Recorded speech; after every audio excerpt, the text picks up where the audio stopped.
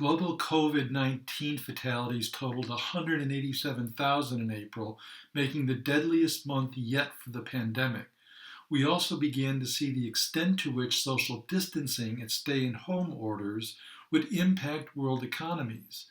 In the U.S., initial jobless claims for the 6-week period ending April 25th reached a staggering 30 million.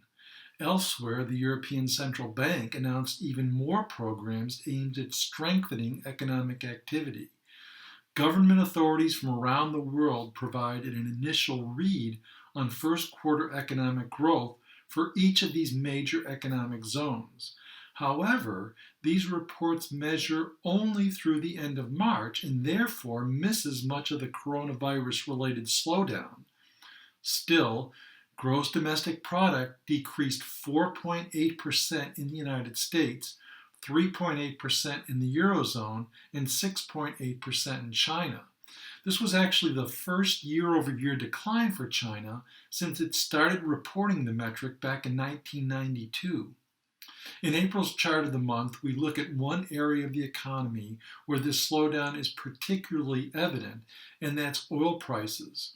A drop in demand due to the pandemic caused oil storage facilities to near capacity.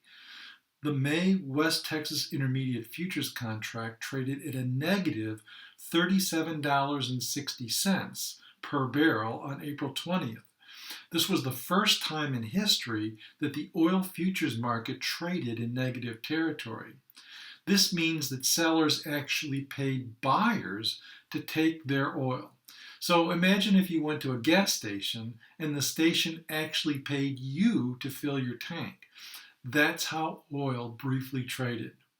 Now, oil did manage to rebound in late April due to the expectation of a lower oil supply in the coming months as producers shut in their wells because of the poor economics. And despite the negative economic data we mentioned earlier, stocks were able largely to rebound as well. The S&P 500 gained a remarkable 12.8% in April as investors grew more confident in stimulus plans from Congress and the Federal Reserve. For details on this and how it affected our fund performance in April, please check out our latest monthly investment report, which is now live.